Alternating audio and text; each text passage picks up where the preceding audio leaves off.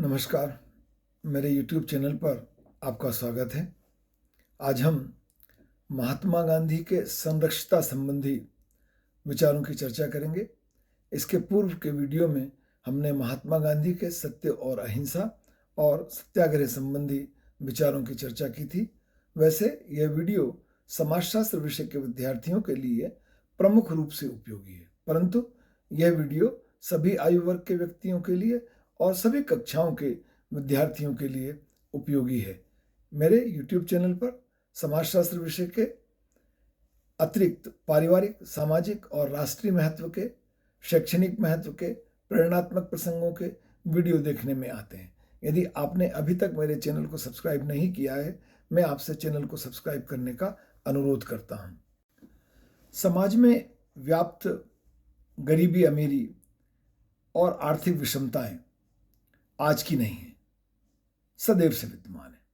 गांधी जी समाज में व्याप्त इस प्रकार की आर्थिक विषमता और आर्थिक शोषण के बहुत विरुद्ध थे और वह इसे समाप्त करना चाहते थे।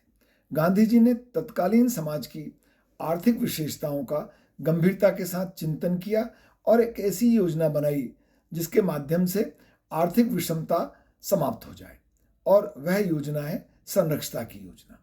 समाज में आर्थिक विषमता के निदान के लिए गांधी जी ने शक्ति के प्रयोग का विरोध किया।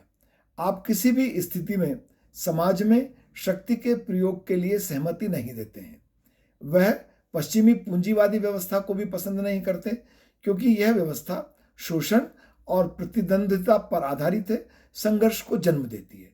वह आर्थिक समानता स्थापित करने के लिए साम्यवादी ढंग के पक्ष में भी नहीं थे, क्योंकि यह साम्यवादी ढंग बलपूर्वक धनिकों का धन छीनने की बात करता है और उसके सार्वजनिक हित की बात करता है, सार्वजनिक हित में उपयोग करने की बात करता है। वह रूसी संविष्टवादी अर्थव्यवस्था को भी पसंद नहीं करते थे, क्योंकि यह अर्थव्यवस्था, यह विचार हिंसा पर आधारित है और यह पूंजीपतियों को नष्ट कर देना चाहता है।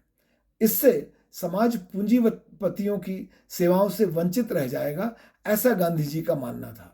गांधी जी ये मानते थे कि समाज में पूंजीपति आवश्यक हैं।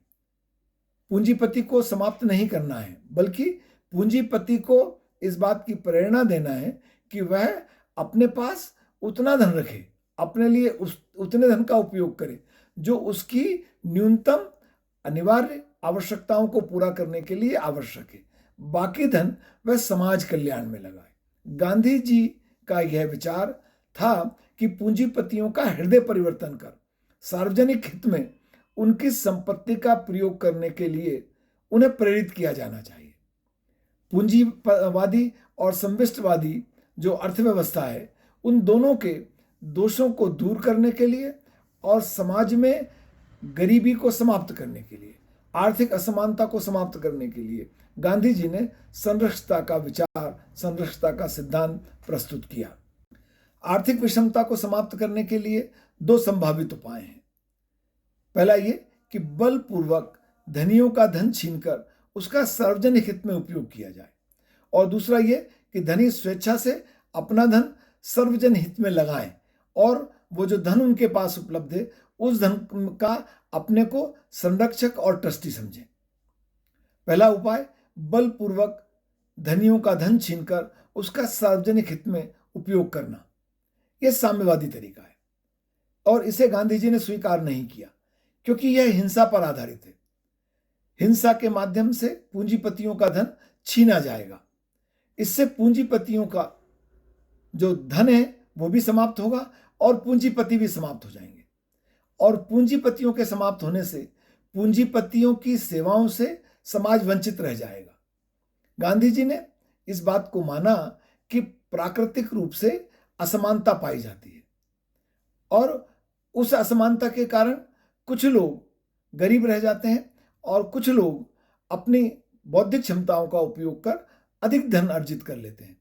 तो ऐसे व्यक्तियों को, जिन्होंने अपनी बौद्धिक क्षमताओं का उपयोग करके अधिक धन अर्जित किया है, ये मानना चाहिए, समझना चाहिए कि उनने जिस धन को अर्जित किया है उस धन को अर्जित करने में समाज ने भी उन्हें सहयोग दिया है। इसलिए उन्हें अपने धन का उपयोग समाज के हित के लिए, समाज के हितकारी कार्यों के लिए, समाज के कल्याण के लिए करना चाहिए। दूसरा, धनी स्वेच्छा से अपना धन सर्वजन हित में लगाएं और अपने को जो उनके पास उपलब्ध धन है उसका संरक्षक या ट्रस्टी समझें। गांधी जी के शब्दों में, अमीर व्यक्ति का धन उसके पास ही रख दिया जाएगा जिससे कि वह अपनी उचित आवश्यकताओं को पूरा करेगा, उनके लिए खर्च करेगा और बाकी बचे हुए धन का वे ट्रस्टी होगा जिसका प्रयोग समाज के लिए किया जाएगा। यदि अमीर व्यक्ति ईमानदारी से अपने आप को धन और संपत्ति का संरक्षक मानेगा तो वह स्वयं समाज कल्याण के लिए धन कमाएगा और शुद्ध भावना से उसे खर्च करेगा और इससे समाज में किसी भी प्रकार के संघर्ष की समाप्ति हो जाएगी और बगैर किसी संघर्ष के, बगैर किसी हिंसा के समाज में क्रांति हो सकती है। ट्रस्टीशिप या संरक्षता का सिद्धांत एकत्रित किए हुए या अपनी आवश्यकता से अधिक कमाए हुए धन पर लागू होता है। इस सिद्धांत में निजी संपत्ति के अधिकार को वहां तक स्वीकार किया गया है जहां तक व्यक्ति के नैतिक, बौद्धिक और शारीरिक विकास के लिए वह आवश्यक है। गांधी जी का कहना था कि जो धनिक इस सिद्धांत को स्वीकार न करें उनको अहिंसात्मक असहयोग और सत्याग्रह के माध्यम से सद रास्ते पर, सत्य के मार्ग पर लाने का प्रयास किया जाएगा। गांधी जी अहिंसात्मक साधनों द्वारा सामाजिक न्याय स्थापित करना चाहते थे। आप पूंजीपतियों को समाप्त किए बिना पूंजीवाद की बुराइयों को समाप्त करना चाहते थे। गांधी जी के ट्रस्टीशिप के सिद्धांत में दोहरे स्वामित्व की बात नहीं थी, जिसे उन्होंने वैध और नैतिक स्वामित्व की संज्ञा दी।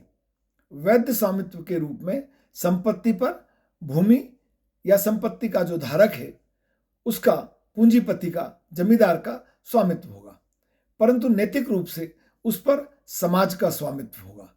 इस प्रकार पूंजीपति के पास जो धन है उसका एक हिस्सा वह अपने लिए उपयोग करेगा और दूसरे हिस्से का वह समाज के कल्याण के लिए उपयोग करेगा। इस सिद्धांत में दो बातें निहित हैं। अपेक्षा से अधिक धन पूंजीपति के पास एक न्यास के रूप में रहेगा। अपेक्षा से अधिक धन का प्रयोग वह समाज कल्याण के लिए करेगा। संरक्षता से गांधी जी का आशय था किसी वस्तु को किसी के संरक्षण में रख देना। गांधीवादी अर्थशास्त्र में संरक्षता के सिद्धांत का अर्थ है अतिरिक्त धन को किसी के संरक्षण में रख देना। गांधी जी के ट्रस्टीशिप के सिद्धांत में ना तो व्यक्तिगत संपत्ति के दोष हैं और ना सार्वजनिक स्वामित्व के।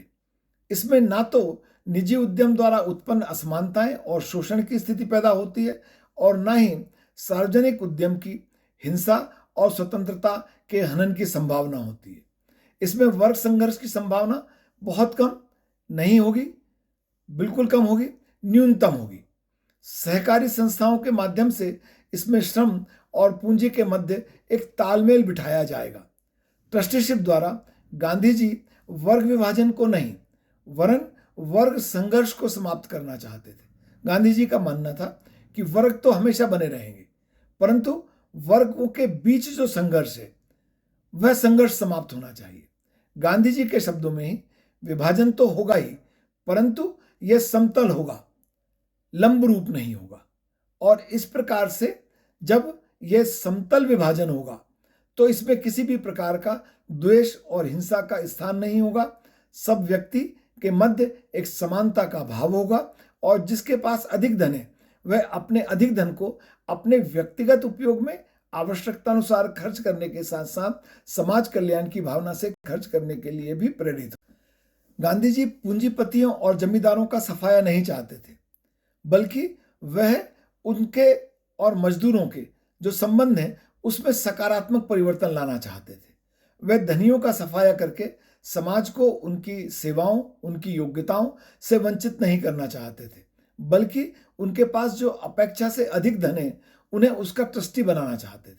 गांधी जी ने व्यक्तियों की असमान योग्यताओं को स्वीकार करते हुए लिखा है कि बौद्धिक दृष्टि से कुशल व्यक्तियों को अधिक से अधिक धन कमाना चाहिए, लेकिन इस कमाए हुए अधिक धन का प्रयोग समाज कल्याण में उनको करना चाहिए। वह कहते थे कि प्रतिभावान की बुद्धि को कुंठित करने की कोई आवश्यकता नहीं है, किंतु ऐसे व्यक्ति की आय के एक बड़े भाग को राज्य के हित में, समाज के हित में प्रयोग में लिया जाना चाहिए। वह किस प्रकार लिया जाना चाहिए? जिस तरह से संयुक्त परिवार में पिता अपने कमाने वाले पुत्रों की आय का उपयोग करता है। ज्यादा कमाने वाला, कम कमाने वाला, सब पिता को देते हैं और पिता उस आय का उपयोग सबके कल्याण के लिए करता है। इसी प्रकार से ही पूंजीपतियों को भी अपने धन का उपयोग समाज के कल्याण के लिए करना चाहिए। समाज में मनुष्य सभी तरह की संपत्तियों का उत्पादन करता है। कोई भी व्यक्ति वह जो उत्पादन कर रहा है उसका उत्पादन या संपत्ति का निर्माण अकेले नहीं कर सकता, बल्कि एक दूसरे के सहयोग से ही संपत्ति निर्मित की जा सकती है। अर्थात पूंजीपति अपनी उत्पादन क्षमता, संगठन की शक्ति, साहस, कार्य करने के नए तरीकों के माध्यम से जो लाभ प्राप्त करते हैं उसमें समाज के सभी वर्गों का योगदान है। इसलिए उनका धन सामाजिक धन है, व्यक्तिगत नहीं। सामाजिक धन पर गांधी जी ने संपूर्ण समाज का स्वामित्व माना। गांधी जी ने तर्क दिया कि जिस तरह पानी, वायु और धूप प्रकृति की उपज है, उन पर किसी एक का नियंत्रण नहीं हो सकता, उसी तरह प्रकृति के द्वारा दी गई वस्तुएं के माध्यम से उद्योग विकसित होते हैं। इसलिए उनसे प्राप्त लाभ पर भी किसी एक व्यक्ति का अधिकार होना उचित नहीं है। इसे स्पष्ट करते हुए गांधी जी ने बताया कि जिस तरह संयुक्त परिवारों में कम या अधिक कमाने वाले सभी व्यक्तियों का धन एक साथ जमा रहता है और सबको अपनी आवश्यकता के अनुसार धन मिलता है, उसी तरह संरक्षता के सिद्धांत में भी आवश्यकता से अधिक धन का उपयोग सबके लिए सुरक्षित रहेगा। गांधी जी के ट्रस्टीशिप के सिद्धांत की अनेक विशेषताएं हैं, जिनमें से हम कुछ प्रमुख विशेषताओं की यहां चर्चा करेंगे। जैसे समतावादी समाज की स्थापना। संरक्षता का सिद्धांत वर्तमान पूंजीवादी व्यवस्था को समानतावादी, समतावादी व्यवस्था में बदलने का प्रयास करता है। यह समाज के धनाढ्यों को सुधारने का प्रयास है। यह वर्तमान पूंजीवादी व्यवस्था को परिवर्तित करने का एक माध्यम है। संरक्षता के अनुसार समाज का कोई भी व्यक्ति अपने व्यक्तिगत हितों के लिए अपनी संपत्ति का उपयोग इस तरह करेगा कि जिससे सार्वजनिक हित बाधित ना हो। मतलब वह अपनी व्यक्तिगत संपत्ति का उपयोग करने के लिए स्वतंत्र है, परंतु उसे सार्वजनिक हित का, सार्वजनिक कल्याण का ध्यान रखना होगा। गांधी जी के संरक्षता के सिद्धांत में समानता का भाव निहित है। गांधी जी की मान्यता है कि वकील और स्वीपर दोनों को बराबर धन मिलना चाहिए, लेकिन धन के इस आदर्श वितरण में आपने संदेह व्यक्त किया और इसलिए धन के समान वितरण के लिए उन्होंने संरक्षता की अवधारणा प्रस्तुत की। गांधी जी का यह संरक्षता का सिद्धांत पूंजीवाद के दोषों का निवारण करता है। इसमें पूंजीवाद को कोई स्थान नहीं है। यद्यपि यह सिद्धांत पूंजी के स्वामियों को सुधर जाने का अवसर प्रदान करता है। वे पूंजीपतियों की शक्ति और अधिकारों को सीमित करने और श्रमिकों को उद्योग में, प्रबंध में भागीदार बनाने के पक्ष में थे। इस प्रकार गांधी जी मानव सहयोग के माध्यम से विकास के पक्षधर थे, संघर्ष के नहीं। श्रमिक और पूंजीपति परस्पर सहयोग और संपर्क से एक दूसरे से लाभ उठा सकते हैं। इससे पूंजीवाद के दोषों का निवारण होता है। धन के अनुचित संग्रह एवं लोभ की प्रवृत्ति से भी यह सिद्धांत मुक्ति दिलाता है। गांधी जी का संरक्षता का सिद्धांत कोई काल्पनिक अवधारणा नहीं है, यह हृदय परिवर्तन का विचार है।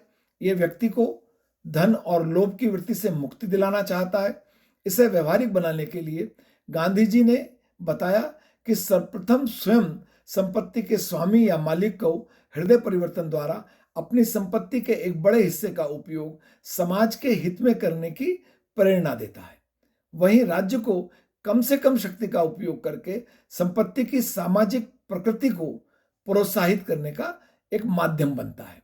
व्यक्ति की उचित आवश्यकताओं की पूर्ति को यह सिद्धांत स्वीकृति देता है, उसको मान्यता प्रदान करता है। यह संपत्ति के निजी स्वामित्व के अधिकार को स्वीकार करता है। यह केवल व्यक्ति की उन उचित आवश्यकताओं को ही मान्यता प्रदान करता है जो समाज द्वारा स्वीकृत हैं। व्यक्ति के शारीरिक, मानसिक बौद्धिक विकास के लिए आवश्यक हैं। यह सिद्धांत आवश्यक होने पर संपत्ति पर राज्य का नियंत्रण स्थापित करने को भी स्वीकृति प्रदान करता है, उसके पक्ष में है। संरक्षता का सिद्धांत पूंजीपति के पास उपलब्ध अतिरिक्त धन को समाज कल्याण में उपयोग करने की बात करता है। यह धन के स्वामित्व से इतना संबंधित नहीं है जितना व्यक्ति के समाज के कल्याण से संबंधित है। यह संपत्ति का प्रयोग ना तो स्वार्थ सिद्धि के लिए करने का मार्ग बताता है और ना ही समाज के हितों के विरुद्ध कार्य करने का कोई मार्ग बताता है।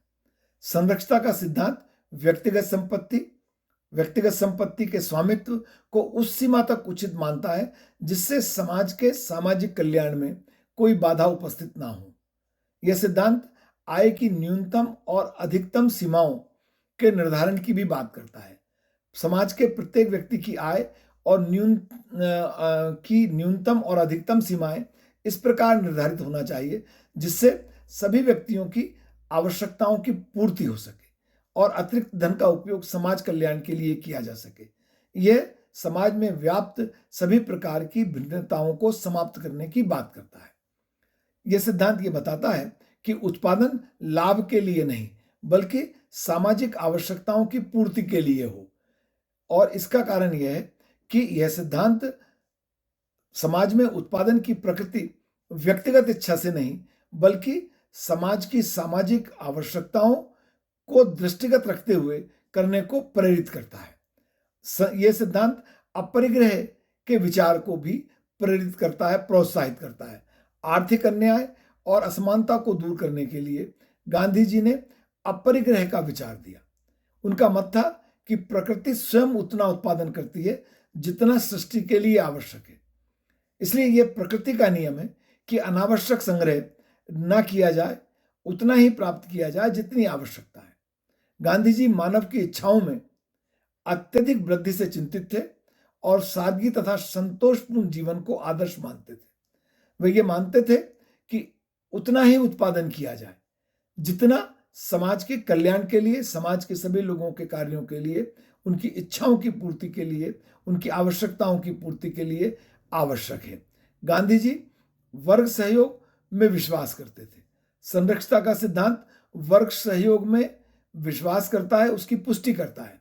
गांधी जी साम्यवादियों के वर्ग संघर्ष की अपेक्षा वर्ग सहयोग को प्रेरित करते हैं, प्रोत्साहित करते हैं।